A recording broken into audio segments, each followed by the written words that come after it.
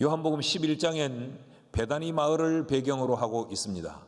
그 베다니 마을에서 등장하는 사람들과 발생된 이 일들을 통하여서 교회의 실제적인 모습이 어떤가를 우리에게 설명해 주는 것이 요한복음 11장의 내용이란 말이죠.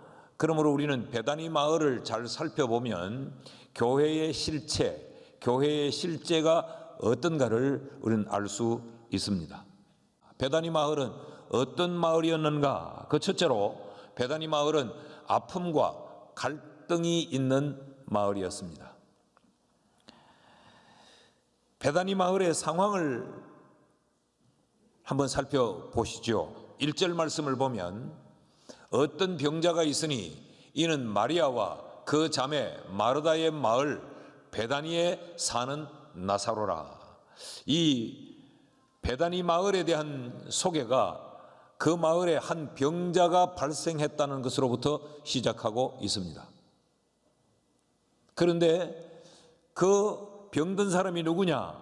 예수님이 사랑하셨던 나사로라라고 언급을 하고, 이 베다니 마을에 수많은 마을 사람들 가운데 대표적으로 등장하는 사람이 마리아와 마르다와 나사로예요. 그런데 이 세 사람이 어떤 사람이냐? 예수님이 사랑했던 사람들입니다. 3절 말씀을 보면 이에 그 누이들이 예수께 사람을 보내어 이르되 주여 보시옵소서 사랑하는 자가 병들었나이다. 예수께서 사랑하는 자들이었어요. 그런데 예수님이 사랑하는 자들 가운데 한 사람 나사로가 지금 병이 들어 있는 곳, 그것이 바로 베다니 마을의 현실입니다.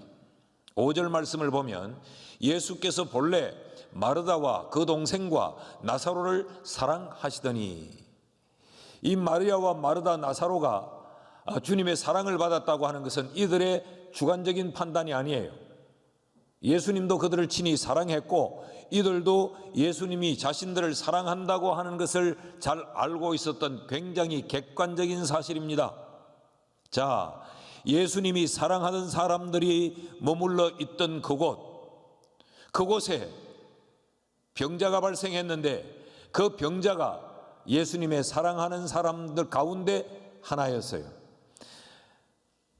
이 병자가 발생한 곳 베다니 마을에 병이 발생한 것으로 끝나지 않고 결국은 나사로가 죽습니다. 이 베다니 마을은 질병이 있는 곳이었고 죽음이 있는 곳이었어요.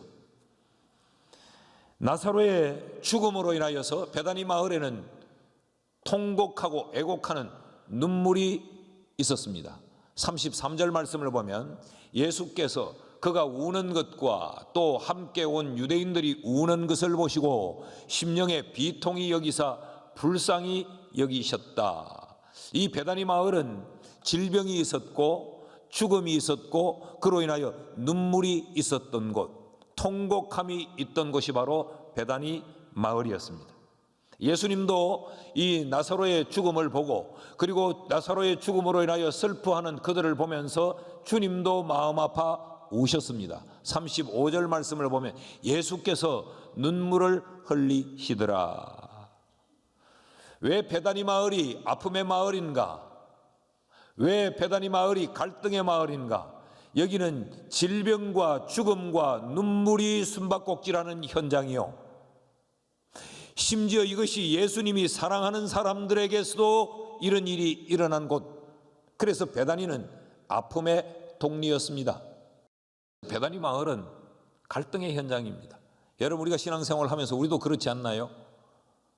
주님이 우리를 사랑하시는 것을 확신하기에, 우리 또한 그 주를 사랑하기에 우리의 갈급함과 우리의 절박함을 그 주님께 아뢰는데 주님은 속히 이루어 주셔야 할 텐데 주의 응답은 더디고 나의 절박함은 더욱더 깊어지고, 그럴 때 우리의 마음속에는 이해할 수 없는 갈등이 우리에게 일어나지 않습니까?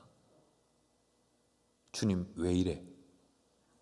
주님은 왜 이러실까? 늦게 오신 주님을 향해서 이들이 원망합니다. 21절 말씀을 보면요, 마르다가 예수께 여짜오되 주께서 여기 계셨더라면 내 오라비가 죽지 아니하였겠나이다. 그 말은 왜 빨리 오시지 않았느냐, 그런 이야기죠.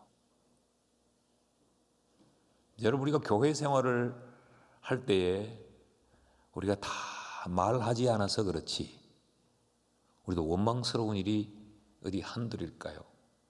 주님의 응답이 더뎠어도 원망스럽지만 목사님이 왜 나를 서리 집사로 임명 안 해주나? 그게도 원망스럽잖아.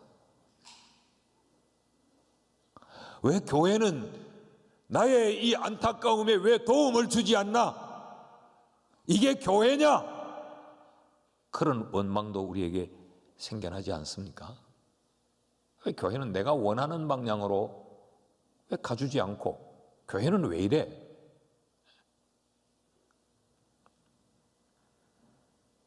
갈등이 유발되는 곳, 그것이 베다니 마을이었다는 것이요. 교회가 그렇다는 말입니다. 뿐만 아니라 예수님에 대한 음모, 공격이 아주 적대적인 공격이 있는 곳이 베다니 마을이었어요.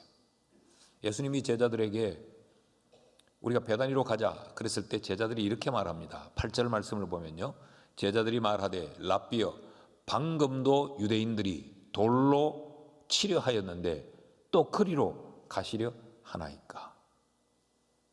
예수님을 향하여 굉장히 적대적인 공격이 있는 곳이 베다니 마을이었어요. 여러분, 교회가 여기 있습니다. 교회의 현 주소가 베다니예요. 교회는 저 구말리 청천 별 세계에 있는 것이 아니고 이런 베다니 마을 한가운데 교회가 있다는 것입니다.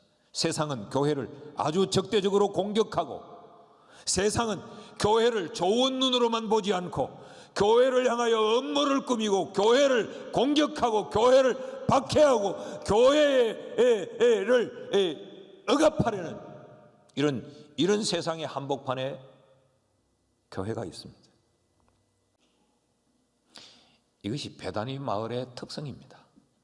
교회가 베다니 마을 한가운데 있습니다.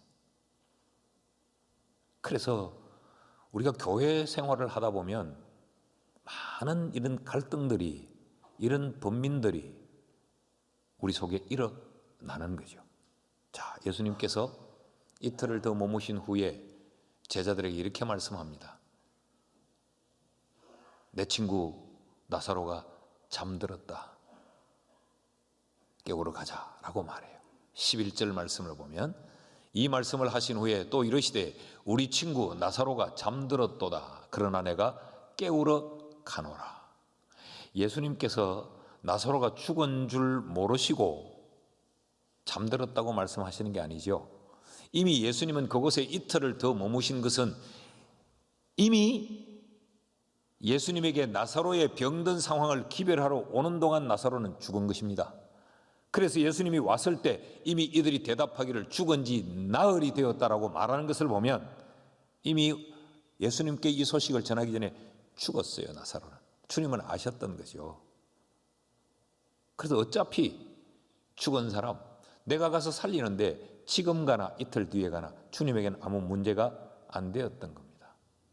그래서 주님은 그를 죽었다라고 말하지 않고 내 친구 나사로는 잠자고 있다라고 말했던 겁니다.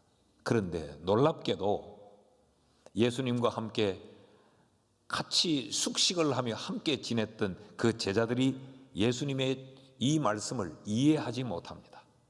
13절 말씀을 볼까요?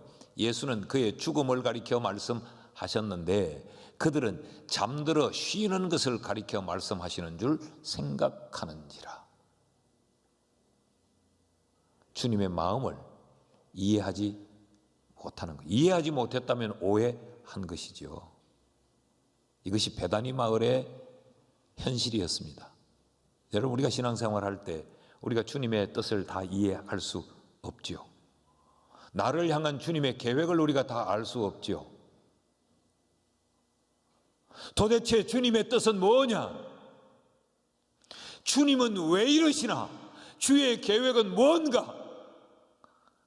그래서 우리 스스로가 하나님의 뜻에 오해를 하고 행동할 때가 많고 하나님의 뜻을 제대로 알지 못해 우리 속에 일어나는 번민과 갈등이 얼마나 많습니까? 이것이 교회의 현 주소라는 겁니다. 교회 생활을 하다 보면 참 이해 안 되는 일들이 많아요. 교회는 선교단체하고 달라요. 어디 성경 공부하는 그런 그룹하고 달라요. 다르기 때문에 교회는 이런 갈등과 분민이 많이 발생하고 있다는 겁니다.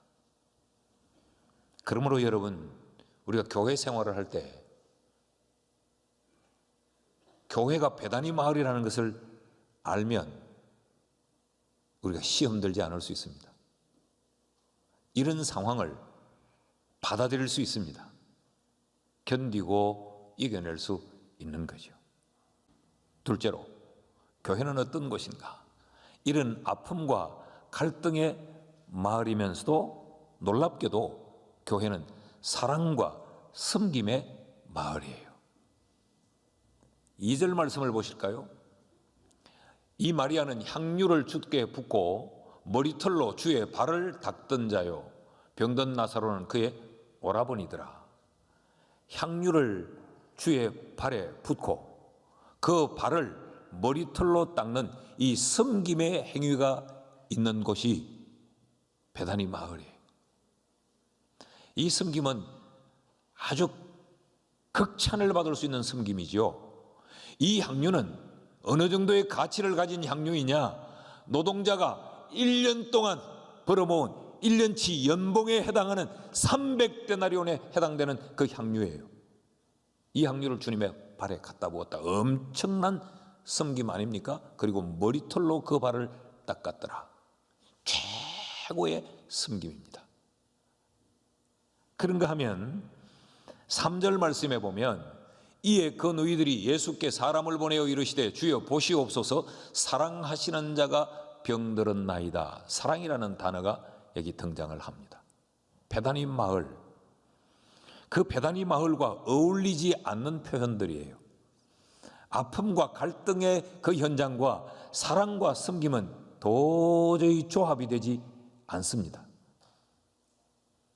그러나 베다니 마을에 꼭 필요한 단어가 사랑과 섬김이에요. 아픔이 있기 때문에 섬김이 필요한 것이고 갈등이 있기 때문에 사랑이 필요한 것이 이 베다니 마을이라는 것이죠. 교회가 이런 곳이라는 겁니다. 이게 교회의 성격이요, 이게 교회가 해야 될 사명입니다. 이 아픔의 독리 한복판에서 교회는 뭘 해야 되느냐? 아픔을 겪는 그들을 위로하고 격려하고 섬겨야 되는 것이고, 이 아픔의 독리 한복판에 모든 사람들이 예수를 공격하고 예수를 저항하는 이 현장에서 우리는 예수를 더 높이 사랑해야 되는 것이 바로 교회라는 것이죠. 여러분, 오늘 베다니 동리에서 아파하는 사람들, 베다니 동리에서 이 갈등하고 변민하는 사람들은 사랑에 목말라 있어요. 그들을 위로하고 그들을 섬겨줄 이 섬김에 목이 말라 갈증을 느끼고 있는 곳이 베다니 마을입니다. 이곳에서 교회는 뭐 하는 곳이냐? 사랑하고 섬김을 실천하는 것이 바로 교회라는 거예요. 그런데 이 사랑과 섬김을 실천하려면 현실을 넘어서야 가능합니다.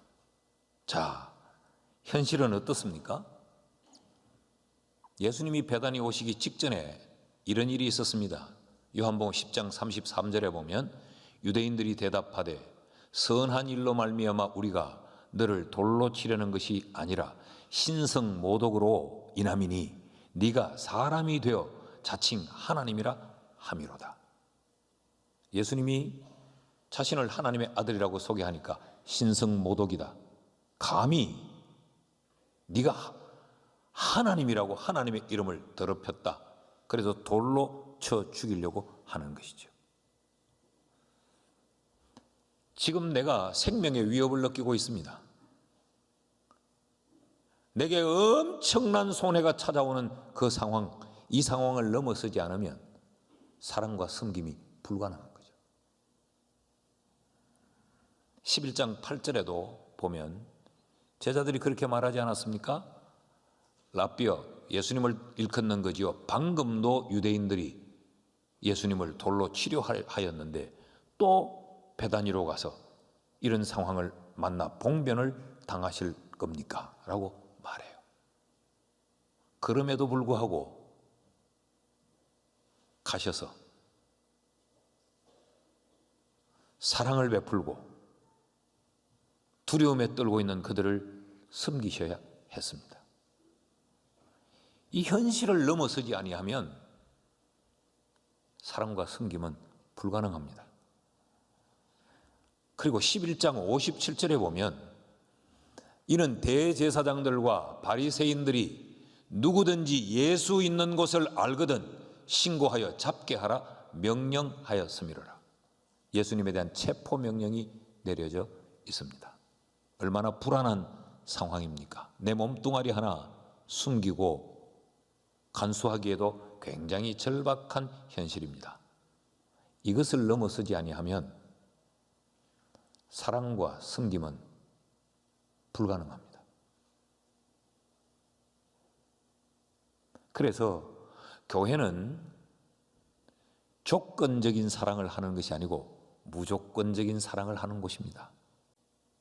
그게 교회예요. 사랑과 섬김이 실천되는 것. 셋째로 베다니 마을은 어떤 곳인가? 사랑과 섬김이 실천되는 현장일 뿐만 아니라 영광과 부활의 마을이에요. 베다니 마을이 직면한 지금 커다란 현실적 이 상황은 뭡니까? 나사로가 병든 거죠. 그런데 이 병이 지금 죽음을 눈앞에 두고 있는 몹시도 불안한 병 아닙니까? 3절 말씀을 다시 보면 이에 그 누이들이 예수께 사람을 보내어 이르되 주여 보시옵소서 사랑하는 자가 병들었나이다 라고 말해요. 자, 이런 두렵고 절망스러운 이 현실을 아신 주님께서 어떻게 말씀을 하시는가? 4절 말씀을 보십시오. 같이 읽습니다. 시작. 예수께서 들으시고 이르시되 이 병은 죽을 병이 아니라 하나님의 영광을 위함이요 하나님의 아들이 이로 말미암아 영광을 받게 하려 함이라 하시더라. 절망을 영광의 수단으로 하나님이 지금 말씀하고 있는 것. 너희들에겐 이것이 절망이요 너희들에겐 이것이 두려움이지만 이것은 하나님께 영광이 된다 라는 거죠. 그러시면서 주님이 어떤 반응을 보이시느냐? 나사로의 무덤을 찾아가십니다. 그리고 39절 말씀을 보면 예수께서 이르시되 돌을 옮겨 놓으라 하시니, 이걸 우리식으로 우리의 환경에 비추면 관뚜껑 열어라 그런 이야기입니다. 무덤 다시 파헤쳐라 그런 이야기예요. 돌을 옮겨 놓아라. 그랬더니 뭐라고 말합니까? 죽은 자의 누이 마르다가 이르되 주여 죽은 지가 나흘이 되었음에 벌써 냄새가 나나이다. 시신이 부패하고 있는데 무슨 돌문을 열어놓을 필요가 있겠습니까? 라는 이야기죠. 그러니까 완전히 여기는 절망입니다. 아무런 희망도 가질 수 없어요. 그런데 주님은 이렇게 말씀합니다. 이것이 절망이 아니다. 이것이 영광이 된다 라는 거죠. 그리고 40절 이어지는 40절에 예수께서 이르시되 내 말이 네가 믿으면 하나님의 영광을 보리라 하지 아니하였느냐 하시니, 절망의 상황을 믿음을 통하여서 영광으로 바꿔놓는다는 것입니다. 그리고 43절 44절을 보면 같이 읽어요. 시작. 이 말씀을 하시고 큰 소리로 나사로야 나오라 부르시니 죽은 자가 수족을 배로 동인 채로 나오는데 그 얼굴은 수건에 쌓였더라. 예수께서 이르시되 풀어놓아 다니게 하라 하시니라. 주님이 돌문을 열어놓고 이미 시체가 썩어 냄새나는 그 무덤을 향하여서 나사로야 나오느라 부활 호출 명령을 내립니다. 그랬더니 수족을 배로 동인 채로, 이건 절망이죠. 수족을 배로 동인 채로 얼굴을 수건에 쌓여져 있는 채로 주님 앞에 나왔었더라는 거죠. 여기 수족을 배로 동였다, 얼굴이 수건에 쌓였더라, 이 말은 아무런 희망도 가질 수 없는 상황을 말해요. 근데 주님이 풀어놓아 다니게 하라. 주님이 그 절망을 풀어버리신 겁니다. 베다니의 사람들, 그들은 아무것도 소망을 가질 수 없고 기대할 수 없는 처절한 절망에 묶여 있었는데 주님이 그 절망을 영광의 상황으로 바꾸도록 절망을 풀어버리셨습니다. 이것이 베다니 마을에서 일어난 일이에요. 교회는 어떤 곳인가? 처절하게 절망에 묶인 자들을 예수 그리스도가 말씀으로 그들의 절망을 풀어버리는 곳, 그것이 바로 교회입니다. 이것이 얼마나 영화로움입니까? 그래서 어떤 결과가 주어졌느냐? 45절에 보니까 마리아에게 와서 예수께서 하신 일을 본 많은 유대인이 예수를 믿었다 그랬어요. 하나님은 합력하여 선을 이루어 내셨습니다. 그 현장이 베다니 마을이었어요. 여러분, 무엇에 묶여 계십니까? 여러분의 수족은 무엇 때문에 묶여 있고, 여러분의 얼굴은 무엇 때문에 수건에 쌓여 있습니까? 그래서 어디를 가야 될지, 무엇을 해야 될지 지척을 분간할 수 없고 내일을 알 수 없는 그런 쌓여진 상태에, 아무것도 할 수 없는 묶여진 상태에 계십니까? 어떻게 낼 수 있습니까? 주의 말씀이 들려져야 묶임이 풀어질 수 있습니다. 그런 의미에서 교회는 뭐냐? 교회는 절망 속 세상에서 유일한 희망입니다. 교회의 아픔도 있습니다. 교회의 갈등도 있습니다. 교회의 허물도 있고 부족함도 있어요. 내가 약한 자이기 때문에 내가 이루고 있는 이 교회가 여러 가지 이 아름답지 못한 모습들도 있습니다. 그러나 그럼에도 불구하고 교회는 풀어놓아 다니게 하라고 하는 주의 말씀이 선포되는 곳이요, 영광과 부활의 현장이기에 교회는 소망입니다. 왜 교회가 소망이냐? 23절 말씀을 보십시오. 예수께서 이르시되 네 오라비가 다시 살아나리라. 절망에 갇힌 그들을 향하여서 내 오라비가 산다, 부활을 선포하는 주의 말씀이 있는 곳이니까 교회는 소망입니다.